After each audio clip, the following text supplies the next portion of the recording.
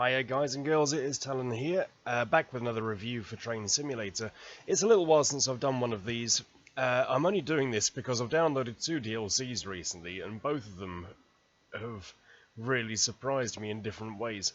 This one, the Saint and TPO, is a real mixed bag. It's got some interestingly good features, some very interestingly bad features, so we'll have a look into it. So yeah, first things first, we'll scroll down to the key features. That's a good place to begin. So with this, bearing in mind it's a £12 DLC unless it's on offer, you get the Saint class, all 75 named members spanning all versions, blah blah blah blah. Comes with the TPO as well. What does that actually mean in practice? Well, let's go and have a look.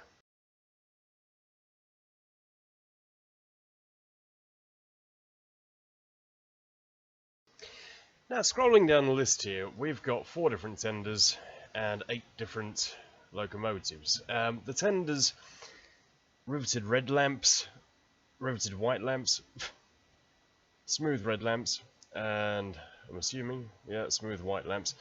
What does that mean in practice? I'll be honest with you, I'm not that much of a Great Western connoisseur to actually sort of know the difference in these. To me, they're all pretty much the same. But yeah, okay, the pretty little tenders. There are 8 different types. The biggest difference between the 8 engines is half of them are curved frame, half are square frame, as you'll see here. What that means in practice is this little part of it here loses the curve. Other than that, these are meant to represent various different eras. This first one here is 1906 to, mousing over, 1927, going up to the last one, which is 42 to 47. Again, I've been looking at these in quite some depth, and I can't actually see the difference. It might be something big that I'm missing, it might be something small, but that's what you get, is the 8 engines, 4 tenders, and to be fair, they're not bad models. They really aren't. There's some nice little detail in the texturing. The cab here, if I come around, it's quite nicely laid out. You know, to the point we've actually got GWR written on there. They're nice. You know, if you are a Saint fan or if you want to expand your GWR fleet, they're great. Then we'll come on to the carriages. Okay, so first the TPO coach. It comes in 3 different types. If I just mouse over to the left-hand side here, which again represent different eras: 27 to 34, 34 to 42, and the last one is 42 to 47. The only difference you will see, because actually if I just go in a bit closer here, you'll see the numbers 794. If we go on to the second one, it's 794. That stays the same. The only difference between them is the logo. GWR, the little shirt button, and finally over here, Great Western. So that's quite a nice little touch. It's not a massive difference, but they're nicely modelled carriages. Being brutally honest, you know, I do like the carriages. There's no big problem with them at all.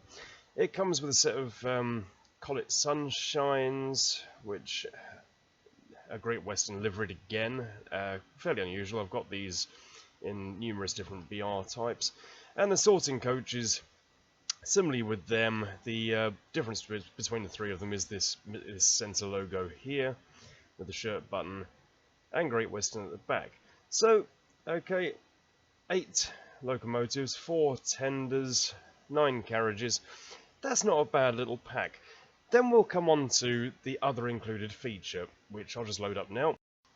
So if we come on to miscellaneous over here, this is for scenario builders. This won't affect you if you're just intending on driving this thing. We have TPO apparatus non-working. I won't bother to line these up. That's that. We have the working version, which is there. Both the same. Difference is the working version you actually need to set up. The hut with warning, which you have to try and turn this around. Hang on a second. There we go. Hut with warning. Okay, drag that back. We have sign board there. We have sign plank. Again, these are purely for scenario builders. And sign warning. So, yeah, it comes with quite a few extra little things. That, as the base pack with the included items, I'm actually okay with, apart from a couple of little things which we'll look at now. So just loading up a sort of quick demonstration train here. This is one of the consists it actually gives you. It's a great looking train. You know, we've got the GWR and the tender there. You can actually change the logo on the tender with script, just changing this here. So if I change it to 0, it'll actually get rid of that altogether when the scenario starts. So there's different options for tender, all Great Western based. And yeah, you know, I mean, it's a nice looking train. It's very well done. My biggest concern is that for a £12 DLC, it's only come in the Great Western livery, and that to me presents a big problem. Mainly because there aren't many other DLCs that actually come with Great Western logos. There are a few, so the sort of large prairies, small prairies, there is a pannier expansion, things like that. But my initial thoughts were, use this on the Riviera line in the 50s. They're all BR logo, and trying to find something for this to fit in with is very, very difficult. So you could argue, yeah, but this would only be used at night when there's not much else on the rails, which is true, you know. And yeah, I mean, if you're a Great Western fan, this alone is very good. But then, I don't know, you know, we'll come on to the other variations in a second, because there is a sort of semi-expansion for this. But yeah, I mean, I still haven't actually found a use for this in its base form so far. So we'll have a look at the marketplace now.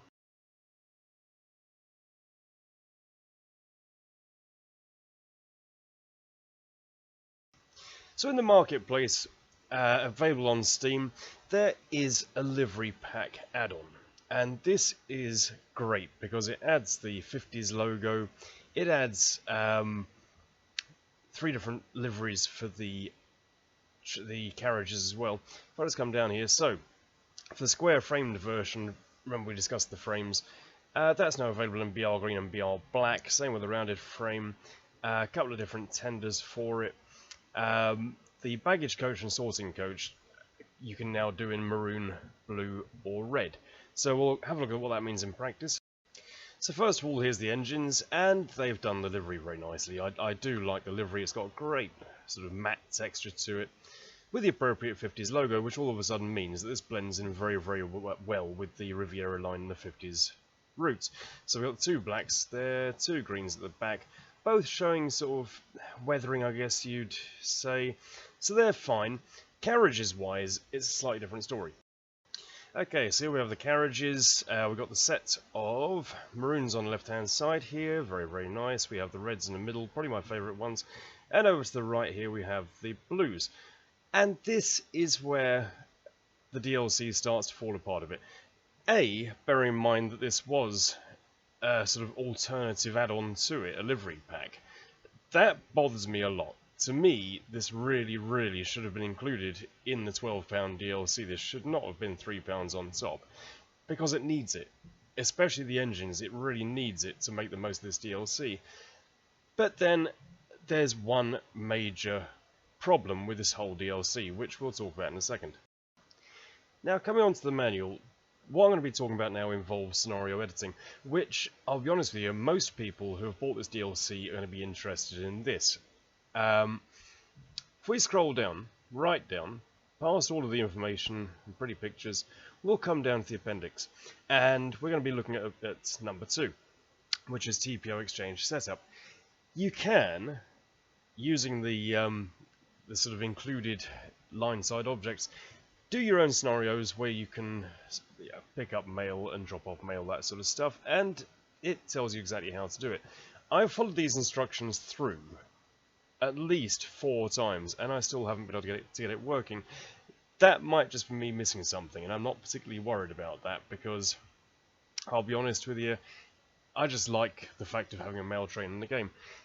However, if we just have a read of this really carefully, it says... Right. The TPO equipment can be added to any scenario and requires a locomotive that is set up to initiate the operation and at least one TPO coach being part of the player train. See later notes on how to edit any TS locomotive to work with the TPO.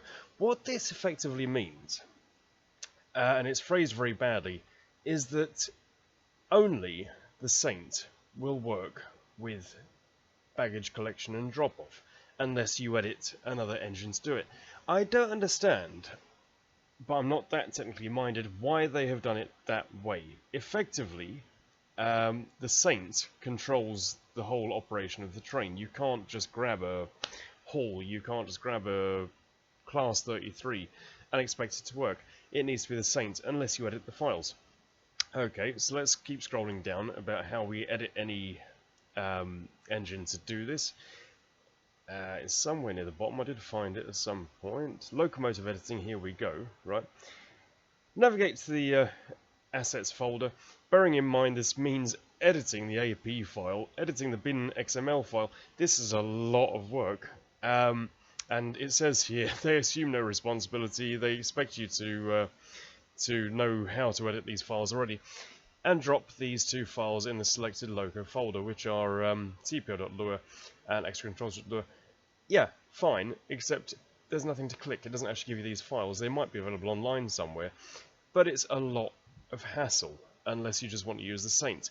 Now, what does that mean in practice? Well, not a huge amount, because if you're happy using the Saint on 50 scenarios, that's absolutely fine. But to me, that makes the whole purpose of having, especially the blues, completely redundant, because what I had in mind when I first downloaded this was I thought I had images in my head of doing a sort of replica of the Great Train Robbery where it was a Class 40 with these after it.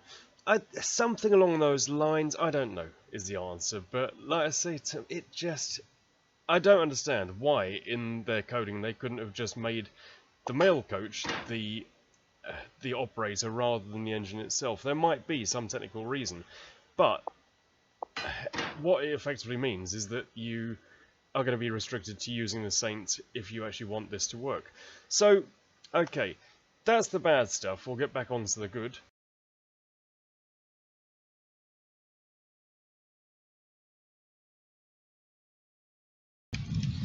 And the good, to be fair, is the operation of the train. So coming inside the cab here, it's a very nicely modelled little train. So we'll just get going. It really is. I actually like the modelling of this. It's very, very cute. There we go. Some nice steamboat at the back. So yeah, all in all, it's not a bad looking model. You know, they've done very well with the Saint itself. They've done very well with the with a lot of the features. It's just like I say, it's just got these niggling little errors where, to me, you should have been able to use this with any engine rather than just simply the Saint. We'll have a quick look at the mail cart before we end.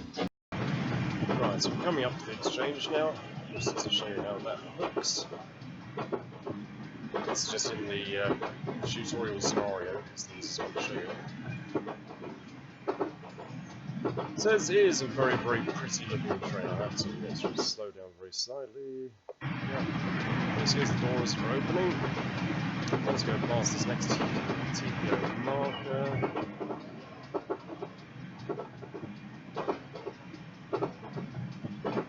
It really is a great model train. It really is.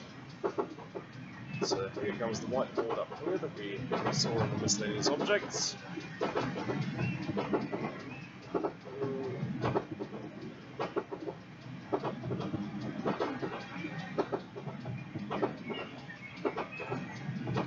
To do this all down a little bit more. So here we go, and you'll see this is going to spring open.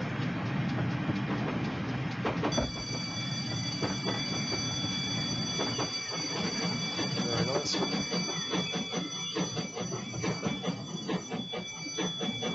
Sorry, it's my fault. I had the brakes on too long.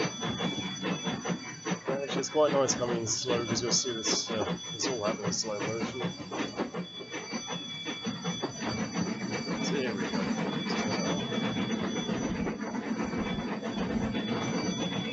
It's very nice, you know, beautifully modelled. I'll go back in a second. Good. So yeah, it's like I say, it's a real mixed bag DLC, this one, where I just don't know how to take it. To me, it needed the livery pack included in the base. It needed the ability to use other engines much easier than how they've done it. But who knows, maybe you're a huge Great Western fan and it be exactly what you want. But for £12 plus the extra £3 for delivery, I don't know, just wait till it's on sale like that. Anyway guys, hope that helps, I'll see you for the next one.